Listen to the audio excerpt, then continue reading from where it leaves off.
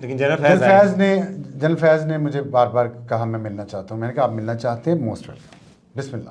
ہم red carpet ہمارے پاس ہے نہیں، لیکن ہم پھول آپ کو پیش کر سکتے ہیں. وہ آئے دفتر اور ہماری گفتگو ہوئی بڑے اچھے ماحول میں. انہوں نے کچھ باتیں کی. مجھے اللہ میں 10 زندگیاں دے نا، میں 10 زندگیاں اسی راستے پہ چلوں گا. نواز شریف مجھے 10 زندگیوں میں بھی یہ بات کہے گا، اسی خلوص کے ساتھ اگر کہے گا تو میں 10 زندگیاں دوبارہ یہ کام کر کے اسی راستے پہ چل کے 10 بار اس گولیاں کھاؤں گا، 10 بار ان مصیبتوں کو اٹھاؤں گا. کیونکہ آج جتنا یہ دل مطمئن ہے اور جتنا یہ اگر میں زندہ بچ گیا تو میں کم از کم یہ بتا تو دوں کہ میں ڈرا نہیں. یہ ہے اللہ کا جو دل میں میرے اس وقت ڈالا، اور جس کو آپ کہتے ہیں کہ میں نے کیا سوچا، یہ میرے دل میں اس وقت بات آئی ہاسپٹل جاتے ہوئے. اور گولی کے بعد سے زندگی بدلی آپ کی کوئی؟ ہاں بہت بدل گئی ہے. میں نے کلمہ پڑھا تھا شاید، اور یہ خیال مجھے یہ آیا کہ مجھے گولی لگ گئی ہے، یہ مجھے پتا. اور میری باڈی نے ریئیکٹ کیا، میں نے نہیں ریئیکٹ کیا، میری باڈی نے ریئیکٹ کیا. میرے ہاتھ میں اسٹک تھی، وہ میں مڑا ہوں اس بندے کی طرف جس نے مجھے گولی ماری، پیچھے سے ماری تھی نا، تو وہ سمجھا کہ میں اسے اسٹک مارنے لگا ہوں. وہ میرا بہت پیار محبت کا تعلق ہے بہت سارے جرنیلوں کے ساتھ، فیملی لیول میرے ٹرمز ہیں. آپ کو میں یہ بھی بتا دوں. اور ویسے پاکستان کے تحفظ کے لیے آپ سمجھتے نہیں ہیں کہ پاک فوج ضروری ہے؟ پاک فوج کی تو بات ہی نہیں ہو رہی. پاک فوج غیر ضروری کیسے ہو سکتی ہے؟ ماڈرن ریاست ہے یار ہماری ایک. اس ماڈرن اسٹیٹ میں فوج کے بغیر ماڈرن اسٹیٹ چل ہی کیسے سکتی ہے؟ آپ سوچ بھی کیسے سکتے ہیں؟ آ رہا ہے اب وہ کبھی کسی ملک میں ان کی بے عزتی ہو رہی ہوتی ہے، کبھی کسی ملک میں ان کی بے عزتی ہو رہی ہوتی ہے. انہوں نے جتنا ظلم کیا اس ملک کے خلاف، انہوں نے 5000 بندوں کی لسٹ بنائی ہوئی تھی. اللہ تعالیٰ سے ڈرنا چاہیے وسیم عباسی. جب آپ کے پاس طاقت ہو، عہدے سے ہٹ گئے ہیں نا، تو وہ چلے ہی گئے سمجھیں، عہدے سے ہٹ. وہ ساری کمائی جو تھی نا میری، وہ میں نے 2 سال پیمرا کی نوکری میں گنوا دی. مجھے ساری میری سیونگ خرچ ہو گئی، مجھ پہ قرض چڑھ گیا، میں نے پلاٹ تھے میرے وہ میں نے بیچ دیے، ایک گھر بچا. آپ اتنے نیک ہیں تو نواز شریف کے اتنے مداح کیوں ہیں؟ نواز شریف صاحب نے آپ نے کیا دیکھا ہے؟ دیکھیے میں نے نواز شریف کو پرکھا ہے بار بار. میں مداح ایسے نہیں ہوتا کسی کا.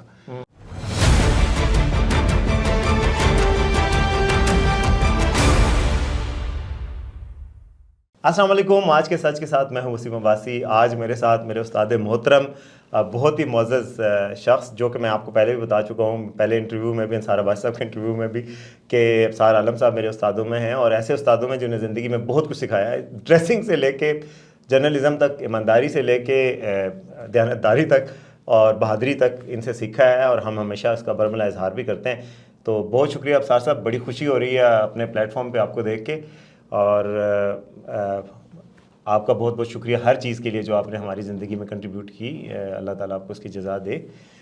اب آپ تھوڑا سا اپنی کہانی تو سنائیں سر. آپ بتائیں کہ آپ کیسے جرنلزم میں آئے، اپنے زندگی کیسے شروع کی.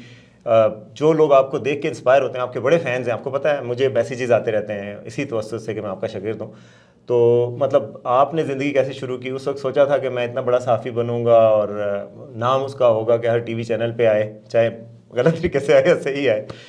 دیکھیں غلط طریقے سے آنا تو کسی کو اچھا نہیں لگتا. ایک تو شکریہ آپ کا، اپنے میرے بارے میں بڑے سخاوت کا مظاہرہ کیا ہے، اور آپ جب بتا رہے تھے کہ سب کچھ ان سے سیکھا، تو میں سوچ رہا تھا کہ کیا کیا بتائیں گے آپ جو مجھ سے سیکھا ہے. اچھی چیز ہے تو چلیں آپ نے اچھی بتائیں، اور اس کے لیے شکریہ. اور دوسری بات یہ تھی کہ میں استاد ہوں، چلیں مان لیتا ہوں بہت استاد ہیں. اب تو آپ بھی بہت استاد ہیں، تو اس لیے لوگوں کو یہ بتایا کریں کہ آپ بھی استاد ہیں اب. تو خیر یہ تو ایک بات آپ سے ہو گئی. لیکن جو آپ کا سوال ہے نا، میں آپ کو بتاؤں کہ میں بہت ہمارے گھر میں اخبارات روزانہ آتے تھے. میں آپ کو 70s 80s کی بات بتا رہا ہوں. تو جب میں نے پڑھنا الف بے پہ پڑھنا شروع کیا، تو جو سب سے پہلی اس کے ساتھ جو چیز پڑھنی شروع کی وہ اخبارات تھے.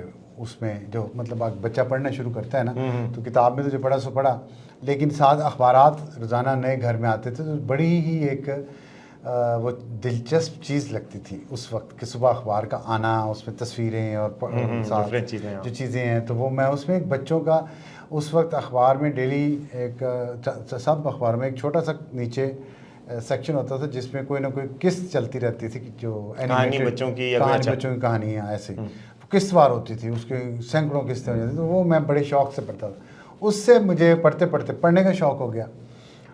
تو پڑھنے کے شوق سے پھر میں جب میرے گھر میں سیاست بہت زیادہ تھی، جیسے ہر پاکستان کا ہر گھرانہ ہی سیاست زدہ ہوتا ہے، تو ہمارا گھر بھی ویسا ہی تھا. تو اس میں پھر سیاست میں دلچسپی پیدا ہوئی پڑھنے کے لیے، تاریخ پڑھنا، پھر کالم پڑھنے شروع کر دیے لوگوں کے. تو میں کالم پڑھ کے بڑا انسپائر ہوتا تھا. میں سوچتا تھا کتنے یہ بہادر اور اچھے لوگ ہیں، تو میں بھی ایسا بنوں گا بڑا ہو کے. تو تب سے یہ بچپن سے میرے دل میں خواہش تھی کہ مجھے بعض کالم نویس بہت ایماندار آئیڈیل پرسنالٹیز لگتے تھے. آپ نے بھی وہی بننا تھا. کیونکہ میں فیصل آباد میں رہتا تھا تو دور رہتا تھا، تو سنا ہے بعد میں سمجھ آئی کہ چاند کو دور سے دیکھنے اچھا لگتا ہے، قریب جائیں تو داغ نظر آتے ہیں. تو وہ کرتے کرتے گریجویشن کا وقت آ گیا، تو میں نے جرنلزم میس کمیونیکیشن نام ہوتا تھا سبجیکٹ کا، میں نے وہ رکھا. کہاں سے پڑھا تھا آپ نے؟ پنجاب یونیورسٹی سے. تو میں نے گریجویشن پنجاب یونیورسٹی سے کی، تو میں نے اس میں جرنلزم جو تھا میس کمیونیکیشن وہ میرا میجر سبجیکٹ تھا. تو میں اتنا زیادہ یہ میرا پیشن تھا اور میں چاہتا تھا جرنلزم میں آنا. تو پھر اسٹوڈنٹ کیسے تھے سر آپ؟ اسٹوڈنٹ میں کبھی اوپر کبھی نیچے، کبھی فرسٹ آتا تھا، کبھی تھرڈ، اور کبھی بس پاس ہی ہوتا تھا. پھر جب میں کالج میں آیا ہوں، اسکول میں تو ایسے ہی برائٹ اسٹوڈنٹس میں تھا، لیکن کالج میں آ کے میں کلاس میں ٹاپ کبھی نہیں آیا. تو اور نہ ہی مجھے اس کا کوئی شکوہ ہے، کیونکہ زندگی اصل دیکھی ہی کالج میں ہے. کالج سے پہلے انٹرسٹ ڈائیورسفائڈ ہو جاتے ہیں نا، مطلب اس وقت ماحول بالکل مختلف تھا جو آج کل کا ماحول ہے. اس وقت آپ کا کالج جانا آپ کی زندگی کو آزاد کرتا تھا. آپ کی ایڈلٹہڈ کی اناؤنسمنٹ ہوتا تھا. کالج سے مراد ہے کہ آپ میٹرک کرنے کے بعد، میٹرک سے مراد ہے او لیول کرنے کے بعد آپ کالج میں چلے جاتے تھے، جس میں زندگی بالکل آپ کی بدل جاتی تھی. تو وہ پھر اس زندگی کو دیکھا تو سمجھا، پھر اسی میں ہم اسٹریٹ اسمارٹ بھی ہوئے. اچھا، آپ کے والد صاحب کیا کرتے ہیں؟ آپ کا بیک گراؤنڈ کیسا تھا؟ فائنینشلی کوئی بڑے اسٹرانگ تگڑے خاندان سے تھے آپ؟ دیکھیں اللہ کا شکر ہے، بہت میں سمجھتا پرسکون اور اچھی زندگی ہماری گزری ہے. ہمیں پیسے کی کبھی کمی نہیں محسوس ہوئی، لیکن ہم کو بہت زیادتی بھی محسوس نہیں ہوئی. زیادتی بھی محسوس نہیں ہوئی. جو ایک آپ سمجھے مڈل کلاس، ایک کمفرٹیبل مڈل کلاس ہمارا گھر. ظاہر ہے کالج افورڈ کیا آپ؟ والد صاحب کالج اتنا کوئی مہنگا بھی نہیں تھا، گورنمنٹ کالج فیصل آباد تھا، وہ اس میں اتنی فیس نہیں ہوتی تھی. وہ کوئی دیٹ از ناٹ اے مسئلہ کہ جی وہ کالج افورڈ ہو سکتا نہیں ہو سکتا. میں کہتا ہوں اس سے بہتر تھے. میرے والد صاحب کاروبار کرتے تھے، میرے اور فیملی کے لوگ بھی کاروبار کرتے تھے، تو بھائی بھی. تو کوئی میں چھوٹا تھا بھائیوں میں، تو کوئی ایسا یہ ایشو نہیں تھا پیسے کا. لیکن کوئی ایسا بھی نہیں تھا کہ ہم کوئی بہت مالدار طبقے سے تعلق رکھتے ہیں، ایسا نہیں تھا. چھوٹا گھر درمیانے سائز کا اور چھوٹا کاروبار درمیانے سائز کا. تو بس اللہ کا شکر ہے، بہت کوئی یونیورسٹی میں کمی نہیں. یونیورسٹی کے بعد پھر کیا کیا آپ نے؟ تو میں نے جب گریجویشن کی اس میں، تو میں ماسٹرز میں ایڈمیشن لینا چاہ رہا تھا پنجاب یونیورسٹی میں میس کام میں. مجھے ایڈمیشن نہیں ملا، میرے مارکس تھوڑے کم تھے. تو مجھے ایڈمیشن مل گیا یہاں اسلام آباد میں ایچ8 کالج میں، فیڈرل گورنمنٹ ایچ8 کالج میں مجھے ایم اے انگلش میں ایڈمیشن مل گیا. آصف سماب صاحب ہوتے تھے پروفیسر. جی، تو وہ میں اسلام آباد ان دنوں آ چکا تھا. اچھا. کیونکہ مجھے یہ بات شروع میں سمجھ آ گئی تھی کہ پاکستان میں آپ ٹاپ کریں یا نہ کریں، پاکستان میں اگر آپ کو انگریزی ٹھیک آتی ہے تو آپ زندگی میں اپنی زندگی گزار لیں گے. تو میں انگریزی میری ویسے ٹھیک تھی، لیکن اسپوکن پرابلم تھا. وہ میں آ گیا یہاں پہ، کیونکہ میں تو اردو میڈیم اسکول میں پڑھا ہوں اور سرکاری اسکولوں میں پڑھے ہوئے ہیں. تو میں وہ اس وقت سارے اسکول سرکاری تھے، بہت کم پرائیویٹ اسکول تھا وہ، کیونکہ بھٹو صاحب کا دور تھا، پھر ضیاءاللہ کا دور تھا، تو اتنا پرائیویٹ سیکٹر ابھی تھرائیو نہیں کرنا شروع ہوا تھا. تو وہ میں نے پھر یہاں نیمل اب نومل ہے، نیمل میں advance diploma in English language جو کہ پوسٹ گریجویٹ ہے، وہ میں کرنے کے لیے آیا تھا. تو وہ میں کر رہا تھا. تو انہیں دنوں ایڈمیشن 1 سال کے گیپ کے بعد ہوتے تھے. بڑے ہمارے سال ضائع ہوئے ہیں ایجوکیشن میں. بہت انریسٹ اس ملک میں رہا ہے. ایگزام ٹائم پہ ہوتے ہی نہیں تھے، 2-3 سال بچوں کے ضائع ہو جاتے تھے. خیر وہ ایڈمیشن ہو گیا یہاں پہ، تو میں نے ایم اے انگلش کرنا شروع کر دیا. تو اس کے 2 پارٹس ہوتے تھے، پارٹ 1 اور پارٹ 2 الگ الگ. تو پارٹ 1 کر کے پھر پارٹ 2 میں چلے گئے. پارٹ 2 میں جب تھا تو اسی دوران میرے جو سینئر تھے وہ مسلم اخبار میں کام کرتے تھے. تو وہاں کچھ ویکینسیز تھیں. انہوں نے کہا تم آؤ، تمہارا اچھا ہے. تو میرا شوق بھی تھا. میں یہاں پہ اخبارات کے دفتر میں آتا جاتا بھی رہتا تھا. کچھ دوست کلاس فیلوز بھی تھے، فراز ہاشمی BBC میں ہوتے ہیں، وہ میرے نمل میں میرے سینئر تھے. اچھا. تو وہ اس وقت PPI میں کام کرتے تھے. تو مجھے ان سے میں بات کرنی پوچھنا، ان کے دفتر بھی جاتا تھا. پھر ایک اور اردو اخبار تھا مرکز، اس کے دفتر. تو جب انہوں نے مجھے مسلم کا کہا تو میں چلا گیا. تو وہاں انہوں نے مجھے رپورٹنگ پہ لگا دیا، اسپورٹس رپورٹنگ پہ. اچھا. تو بغیر تنخواہ کے. تو مجھے شوق ہی بہت تھا جرنلزم کا اور لکھنے کا، اور مسلم اخبار بہت بڑا تھا میرے لیے. تو یہ بڑی اپرچونیٹی تھی. میں اس میں اتنا پیشنیٹ ہو گیا کہ میں اپنا ایگزام ہی نہیں دیا پارٹ 2 کا. تو بس وہاں سے چلا ہے. اور پھر اس کے بعد مسلم کے بعد کہاں گئے تھے؟ مسلم کے بعد پھر میں دی نیشن میں گیا ہوں. دی نیشن میں ایز رپورٹر گیا ہوں، اور پھر وہاں میں نے 10 سال کام کیا. اور رپورٹر سے لے کے سب سے جونیئر پوسٹ ہوتی ہے وہاں سے لے کے پھر میں وہاں کا ایڈیٹر بنا. ان 10 سالوں میں مجھے اللہ نے بڑی کرم کیا، ترقی دی. وہاں سے میں جیو نیوز چلا گیا ایز بیورو چیف. لیکن آپ کہیں باہر بھی گئے تھے؟ اسٹیٹ ٹائمز جو سنگاپور کا اخبار ہے وہ میں جب مشرف کا ماشاء اللہ لگا، اس سے کچھ دن پہلے سنگاپور میں ایک ایشین ٹائمز ایک اخبار تھا بہت بڑا، اور ان کا ایک میگزین تھا ایشین واٹر. میں اکانومی کا رپورٹر تھا. تو ان کو وہاں پہ ایک ڈپٹی ایڈیٹر چاہیے تھا اپنے میگزین کے لیے. انہوں نے ایڈورٹائز کیا، میں اس کی میری سلیکشن ہو گئی. تو میں 2 سال کے لیے سنگاپور چلا گیا. اس دوران جیسے میں جا رہا تھا تو ماشاء اللہ لگ گیا. تو مجھے اس سے بڑی تکلیف ہوئی. میں نے کہا یہ وقت تھا کہ میں اپنے ملک میں رہ کے اسٹرگل کرتا، کیونکہ یہ دیکھیں میں ابھی بھی مجھے لوگ کہتے ہیں تو ملک چھوڑ کے کیوں نہیں گئے. پھر میں ابھی یاد کرتا ہوں تو میں تب بھی جب ملک چھوڑ چکا تھا میں واپس آیا. 1 سال کے اندر میں واپس آ گیا.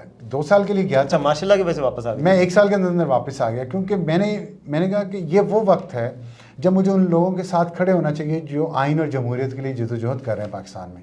میں باہر بیٹھ کے اپنی اور بچوں کی زندگی سنوارتا رہوں، اور میرا ملک میں دیکھیں لوگ میرا دل اپنے لوگوں کے ساتھ دھڑکتا ہے. کبھی نہیں یہ سوچا تھا باہر رہوں یا باہر مستقل چلا جاؤں. کچھ پیسے کمانا چاہتا تھا حلال کے. تو میں نے سوچا باہر سیلری اچھی تھی تو چلا جاؤں، 2-3 سال لگا کے آ جاؤں گا. وہ نہیں، میں 1 سال بعد واپس آ گیا. نیشن سے پھر آپ جیو گئے. جیو انگلش جو بھی لا رہا تھا. انہیں وہ بندہ چاہیے تھا جو انگلش اینڈ اردو لینگویج دونوں میں جس کی کمانڈ ہو. تو وہ مجھے انہوں نے بیورو چیف انگلش اور اردو دونوں کا بنا دیا اسلام آباد کا. مجھے یاد ہے میں آپ کے اندر کام کرتا ہوں. تو وہ وہاں پہ پھر میں نے کام کیا کوئی 1.5 سال تقریباً. پھر اس کے بعد دنیا نیوز لانچ ہوا، نہیں ہو رہا تھا پرانی مینجمنٹ سے. تو انہوں نے مجھے ہائر کیا کہ ہم نے یہ لانچ کرنا ہے. تو اللہ کا شکر ہم نے 1 مہینے کے اندر دنیا نیوز لانچ کر دیا. آج پاکستان کا بہت اچھا ایز ڈائریکٹر نیوز. تو آج وہ پاکستان کا ایک بہترین ٹی وی چینل ہے. اس کے بعد پھر میں نے دنیا نیوز چھوڑ دیا. پھر میں نے آج ٹی وی میں پروگرام شروع کیا ایز این اینکر. تو اینکر کے طور پہ میں نے کوئی 7-8 سال وہاں پہ کام کیا ہے. اس دوران پھر پیمرا سے پہلے آپ کی ایک اوپن سوسائٹی میں بھی تو جی وہ ایک NGO تھی، اس میں بھی میں ساتھ کام کر رہا تھا. تو وہاں تو بڑی اچھی آپ کی تنخواہ تھی. جی ظاہر ہے بہت اچھی تنخواہ تھی، اور دونوں جگہ بہت اچھی تنخواہ تھی. دونوں طرف ہی بہت اچھی تنخواہ تھی. دونوں طرف ہی انٹرنیشنل گھومنا پھرنا جانا آنا سب لگا رہتا تھا. بڑی کمفرٹیبل لائف تھی. میں آج آپ کو، میں نے یہ بات کبھی کی نہیں ہے لیکن آج آپ کو بتا میں پوچھوں گا آپ سے پیمرا میں کیوں گیا. یہ بات مجھے بہت کرتے رہتے ہیں لوگ. تو یعنی کہ ساری زندگی کمفرٹیبل تھی، سب کچھ صحیح تھا، پھر کیوں گئے تھے؟ میں یہی بتانا چاہتا ہوں کہ میں کوئی بے روزگار ڈرگی نہیں تھا جس کو نواز شریف نے نواز دیا تے ایک جاب دے دی کہ جاؤ بیٹھو اور موج کرو تم. ایسا نہیں تھا میرے اندر. ایک دیکھیں میں نے آپ کو بتایا بچپن سے میں جرنلسٹ بننا چاہ رہا تھا.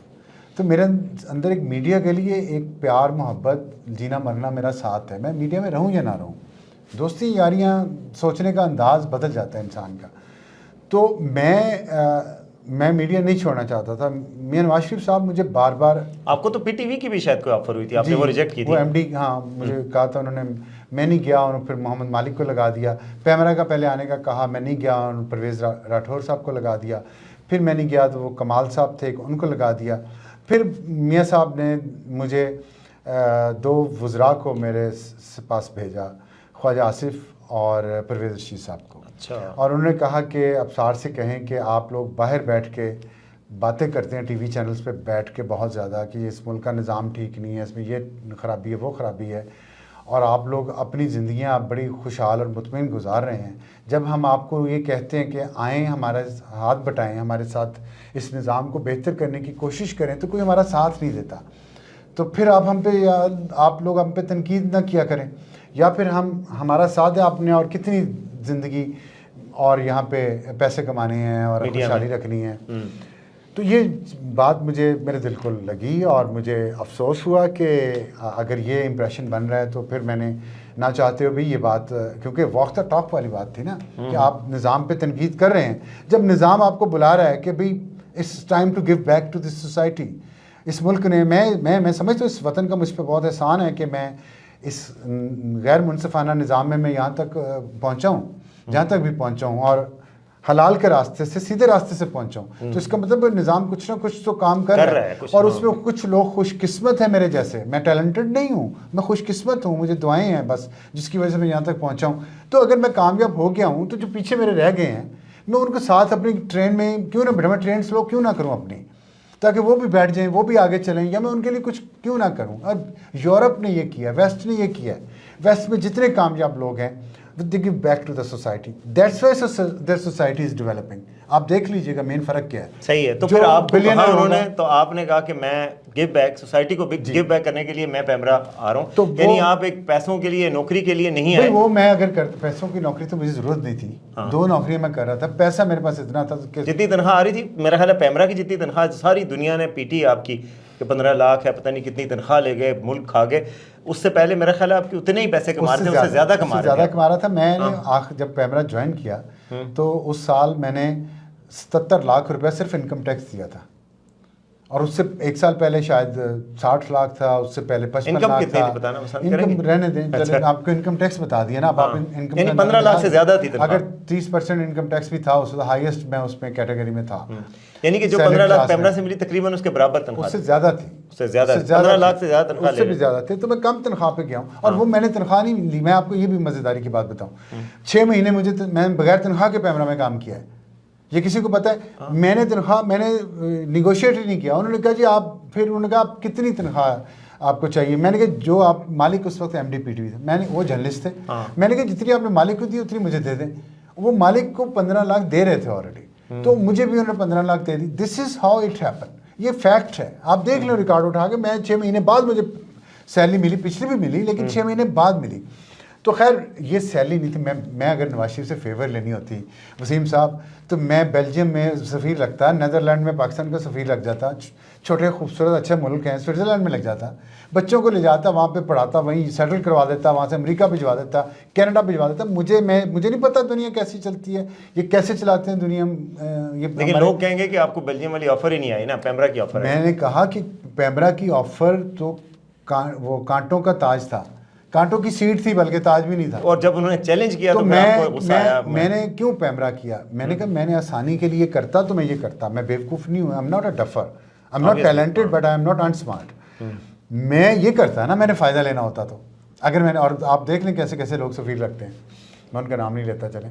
تو میں یہ مشکل کام میں نے کیوں کیا, کیونکہ یہ چیلنج تھا. ایک سویلین ادارہ جس پہ کوئی ٹرسٹ نہیں کرتا تھا, جس سے کام نہیں کچھ ہو پاتا تھا, میں اس ادارے کو بنانا اور کھڑا کرنا چاہتا تھا, تاکہ جس سویلینز کو تانے پڑتے ہیں ہمیشہ کہ کوئی سول میں تو کوئی ادارہ ہی نہیں رہ گیا جی, سول کا تو ادارہ بنتا ہی کوئی نہیں ہے. میں نے کہا اس کو بناؤں گا, مشکل ہے, بناؤں گا. پھر کیا بنایا آپ نے؟ تو پھر میں نے وہ کوشش, میں اس لیے آیا تھا, اور پھر میرے میڈیا سے ریلیٹڈ تھا, میڈیا ایکسپیرینس کا بندہ وہاں چاہیے تھا. تو میں پہلا اور آخری شخص تھا جو میڈیا سے وہاں گیا, ورنہ وہاں پولیس والا لگتا ہے چیئرمین, یا بیوروکریٹ انفارمیشن منسٹری سے لگتا ہے. تو ٹھیک ہے, اگر آپ, اور آج تک کوئی پرفارمنس نظر نہیں آئی ہے معذرت کے ساتھ کسی چیئرمین پیمرا سے جو کو ملک میں ایک ٹی وی بہتر ہو گیا ہو, بچوں کے پروگرام شروع ہو گئے ہوں, شائستگی آ گئی ہو, بہتری آ رہی ہو, کوئی تربیت ہو رہی ہو. آپ پیمرا کے لوگوں سے جا کے خود انٹرویو کریں. مجھے 6 سال ہو گئے پیمرا سے نکلے ہوئے, 2 سال صرف وہاں کام کیا, اور 2 سال کے بعد نکلے ہوئے 6 سال ہو گئے. جا کے سروے کریں, ان سے پوچھیں پچھلے 21 سال ہو گئے پیمرا کو بنے ہوئے, آپ کے لیے پیمرا کے لیے سب سے زیادہ بہتر کام کس نے کیا ہے. آپ جا کے سوال کریں. نہیں, مجھے 2-3 لوگوں سے ملے ہیں, میں اس لیے نہیں کہہ رہا کہ میں آپ کا ساتھ رہا ہوں, میں جن سے ملا ہوں سب نے کیا. آخری دن آپ کے پورا پیمرا باہر آیا تھا آپ کو رخصت کرنے کے لیے. میں نے آپ کے انڈر بھی کام کیا, مجھے پتا آپ باس کیسے ہیں. مطلب آپ انسپائر کرتے ہیں لیڈرشپ کے ذریعے, بجائے اس کے کہ آپ عزت نفس کسی کی مجروح کریں. اور بس وہی میری کمائی ہے, وہی میری کمائی ہے جو مجھے وہ چھوڑنے ہیں باہر. تو بس وہ تھا وہ پھر میں نے کوشش کی ریفارمز کی کوشش کی آپ نے پیمرا کی؟ کیا بہت ریفارمز کوشش نہیں کی، ریفارمز کی، وہ کوئی رولز اینڈ ریگولیشن نہیں بنے ہوئے تھے کسی چیز کے لیے. پیمرا امپلائیز کی ویلفیئر کے لیے ان کی پینشن کا معاملہ حل کیا، ان کے میڈیکل کا معاملہ حل کیا. پینشن نہیں تھی، ہم نے پینشن سسٹم بنایا، وہ اسٹیٹ پہ بوجھ نہیں ہے. آپ دیکھیں ہم نے ایسا پینشن سسٹم بنایا ہے جو سرکار پہ بوجھ نہیں ہے.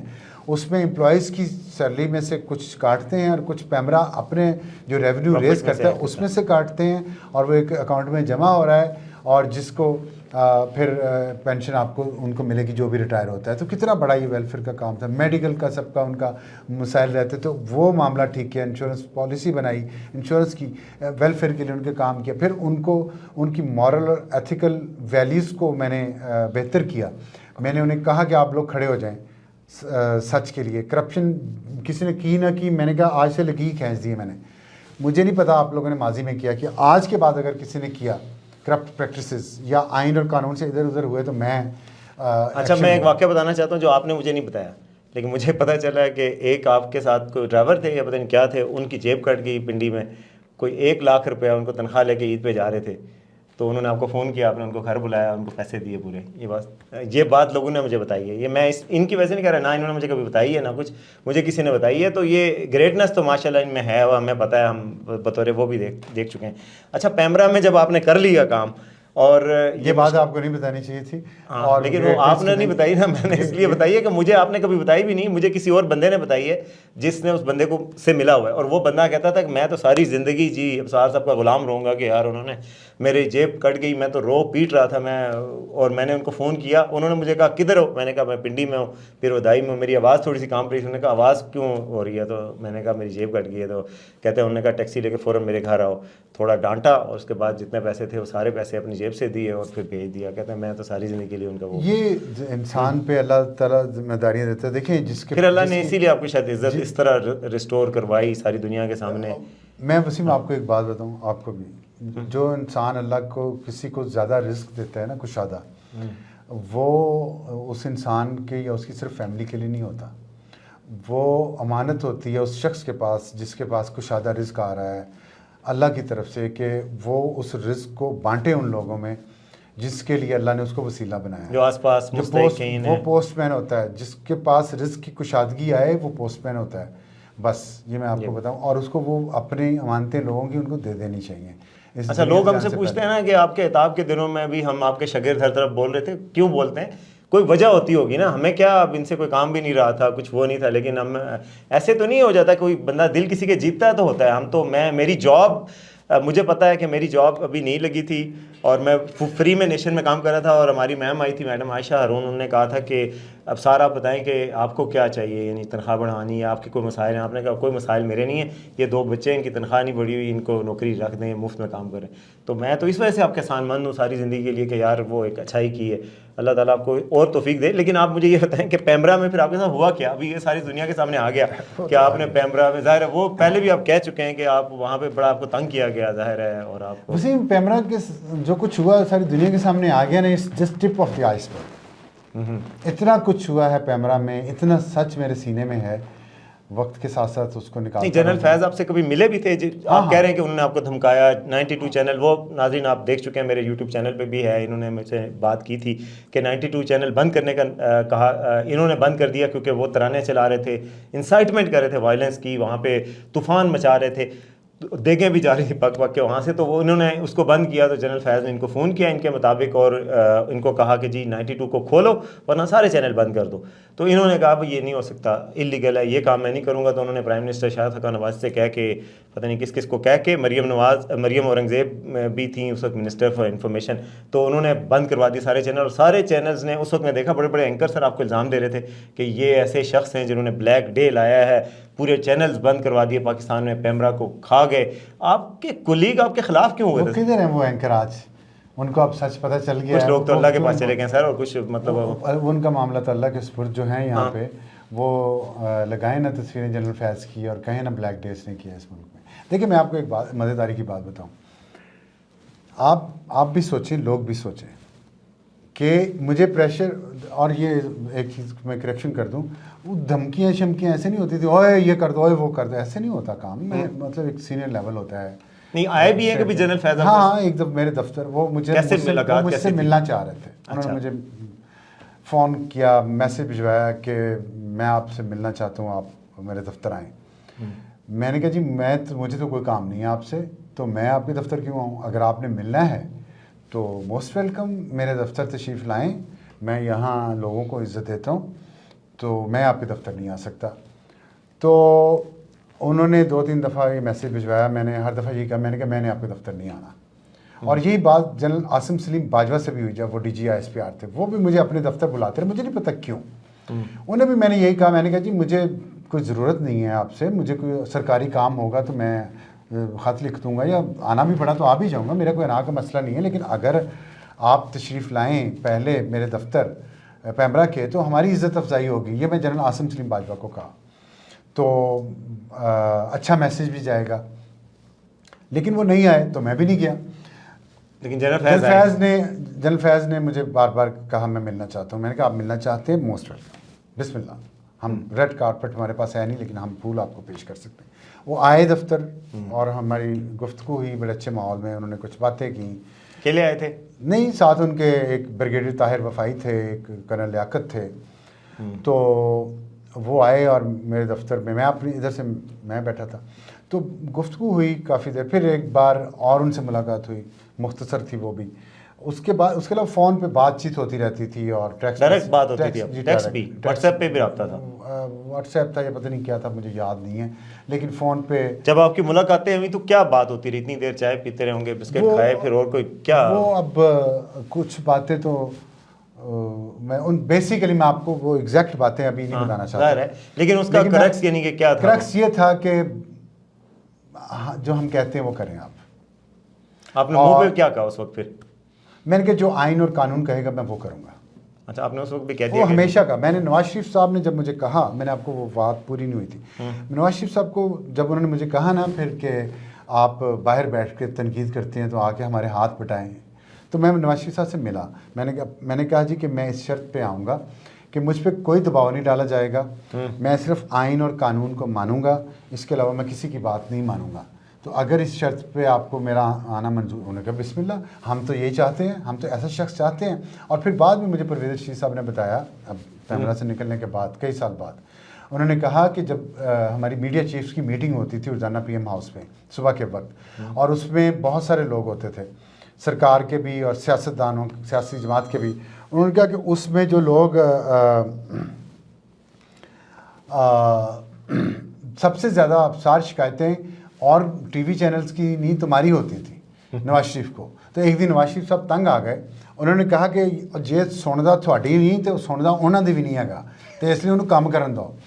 کہتے اس کے بعد پھر تمہارے خلاف شکایتیں بند ہوئیں. تو میں یہ دیکھیں, یہ نواز شریف صاحب نے میرا اس معاملے میں پورا ساتھ دیا.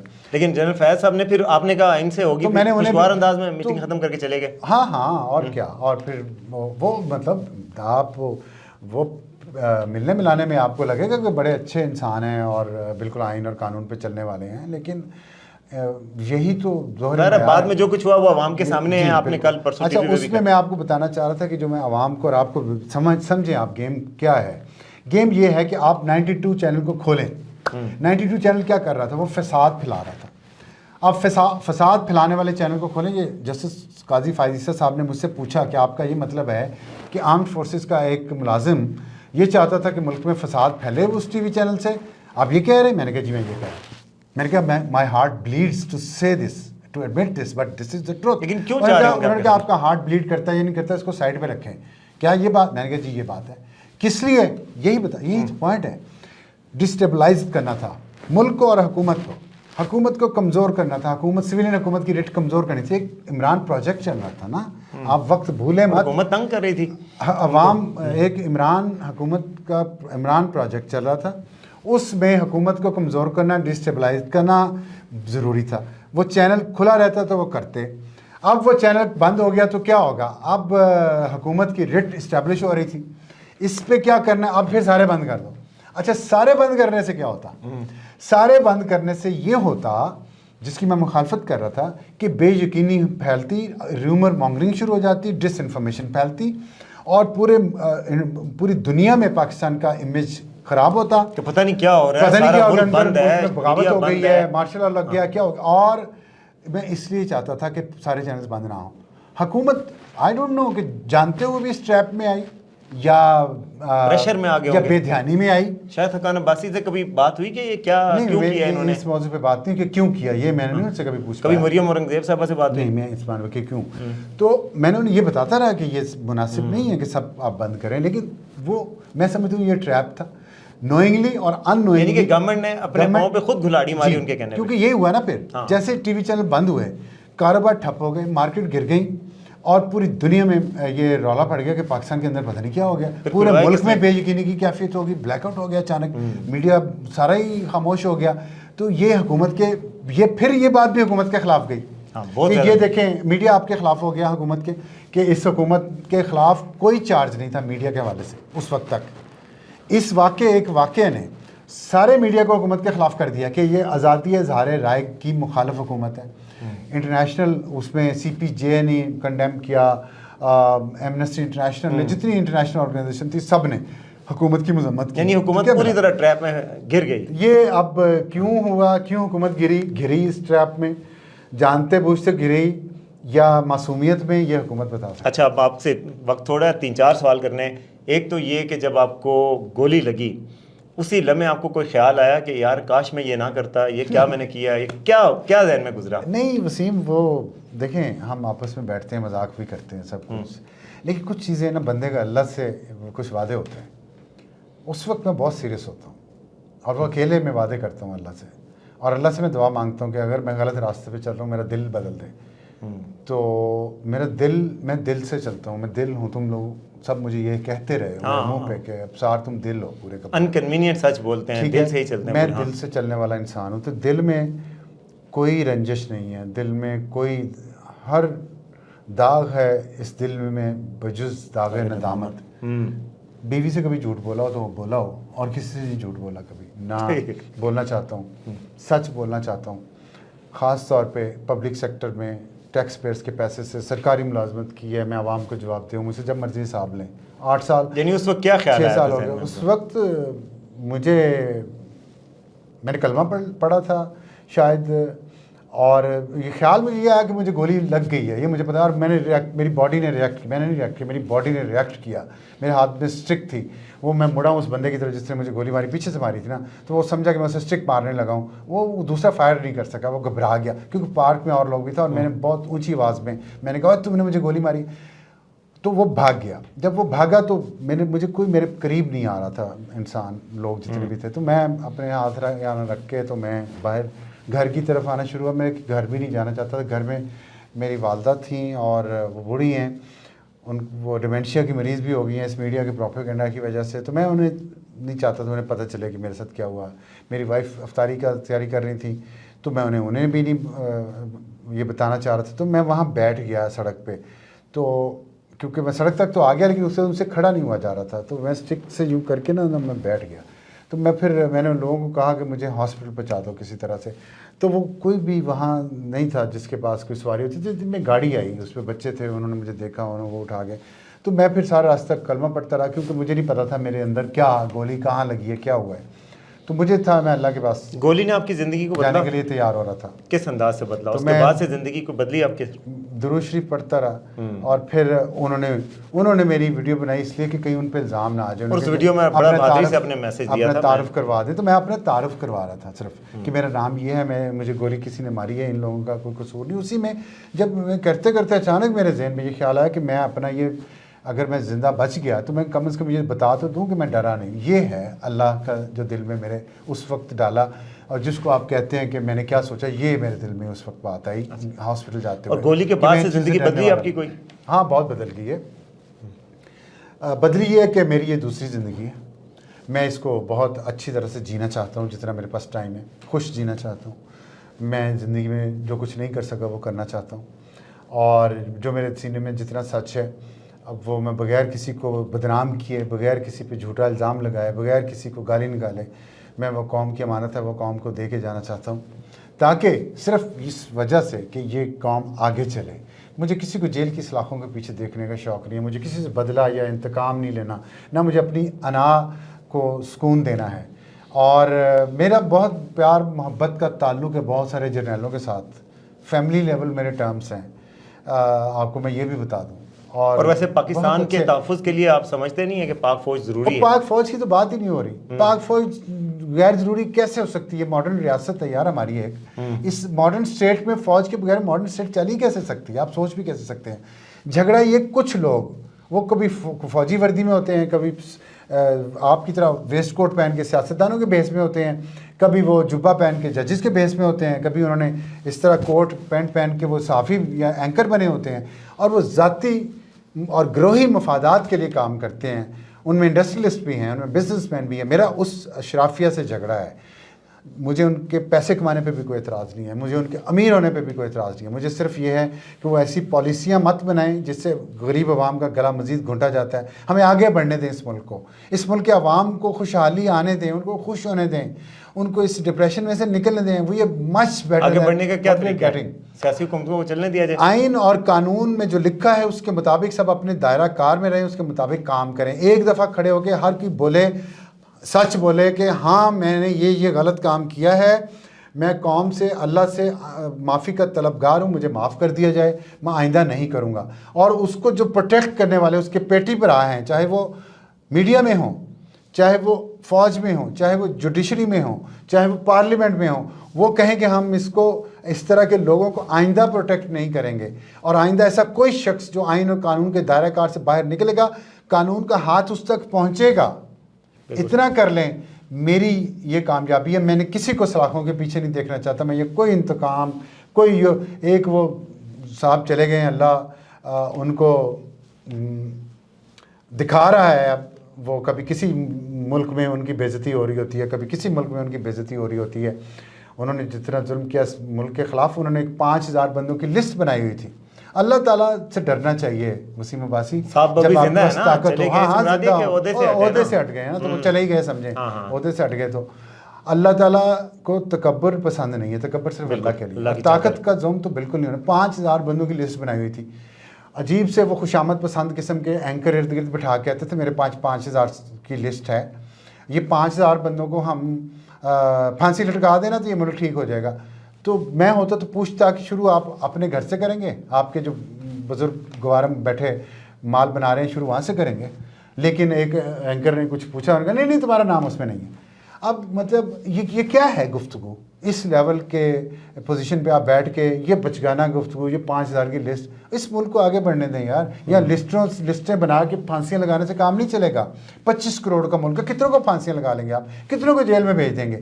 جو طاقتور لوگ ہیں ان کو کہیں کہ بس اس ملک کو آگے چلنے دیں. اور تبھی جائے گا جب آئین اور قانون اور پروفیشنلزم. میں میڈیا کا بندہ ہوں, میں میڈیا سے ریلیٹڈ کام کر سکتا ہوں, یا کچھ اور اپنے کام کر سکتا ہوں. میں ہر معاملے میں ایکسپرٹ نہیں ہو سکتا, نہ مجھے یہ کلیم کرنا چاہیے. اچھا آخری بات بتا دیں, پیمرا کی جاب نے آپ کو فائدے سے زیادہ نقصان دی ہے. اس کے بعد سے آپ کا کیریئر ختم ہو گیا, 6 سال آپ بے روزگار بھی رہیں. اب آپ کو دکھ ہوتا ہے اگر واپس وقت آئے, آپ کو نواز شریف صاحب ویسے تانا مارے, آپ پھر پیمرا کی نوکری قبول کریں گے, یا آپ واپس فلم چلے تو آپ کہیں گے یا توبہ؟ دیکھیں 27 سال میں نے میڈیا میں کام کیا, انٹرنیشنل نیشنل آرگنائزیشنز کے لیے. 27 سال میں نے جتنا کمایا, حلال کا کمایا.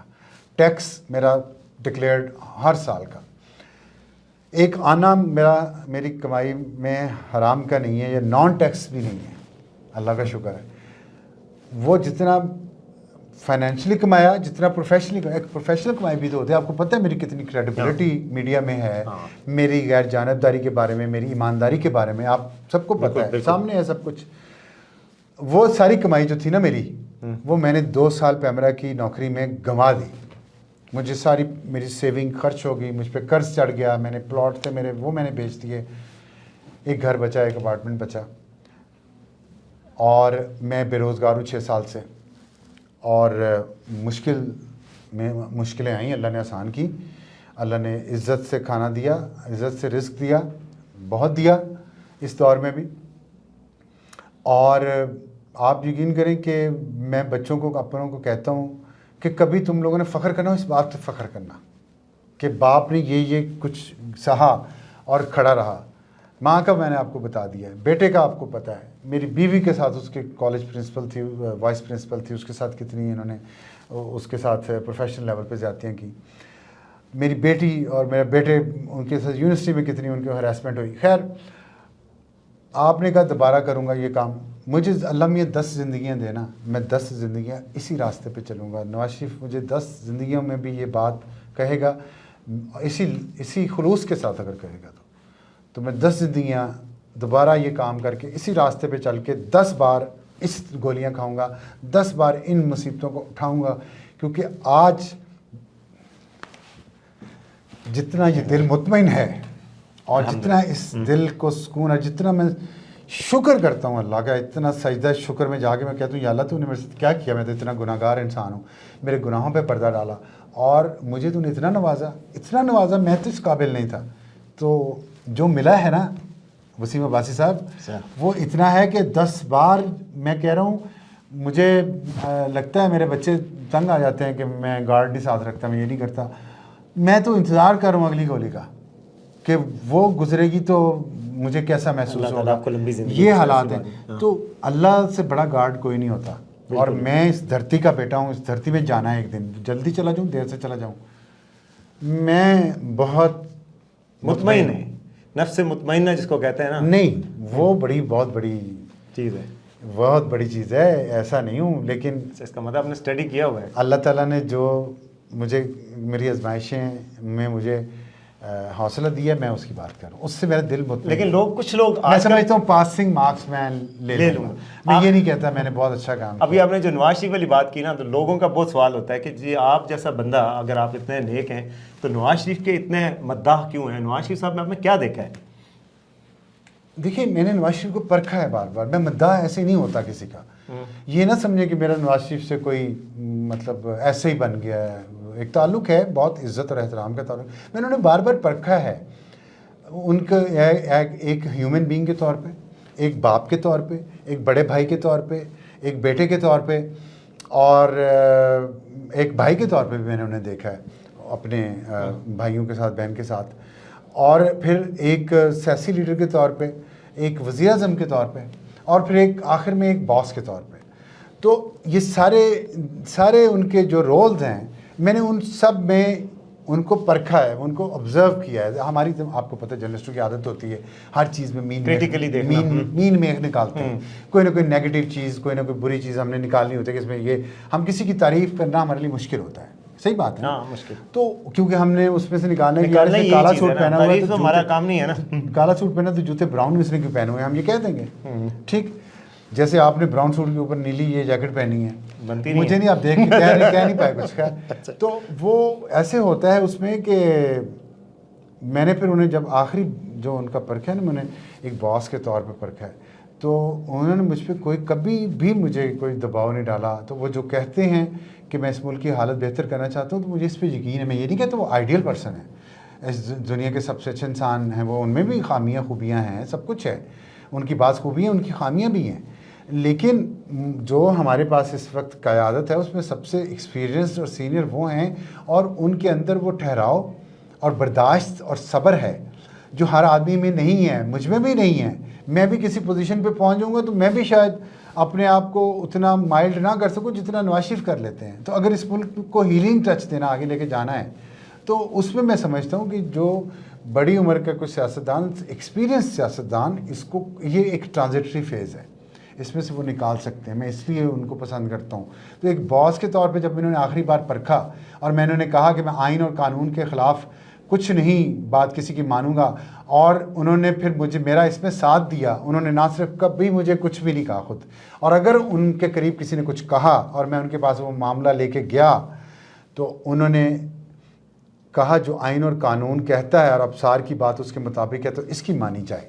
یہ بہت 2-3 بار ایسے معاملات آئے جس میں انہوں نے مجھے پوری سپورٹ کی. تو پھر میرے پاس کیا رہ جاتا ہے ان کے خلاف شکایت کرنے کو؟ کچھ بھی نہیں. چلیں امسار صاحب بہت بہت شکریہ، آپ نے بڑی جذباتی دل سے باتیں کی، ہمیشہ دل سے بات کرتے ہیں. ناظرین امید آپ کو پسند آیا ہوگا، دیکھتے رہیے آج کا سچ.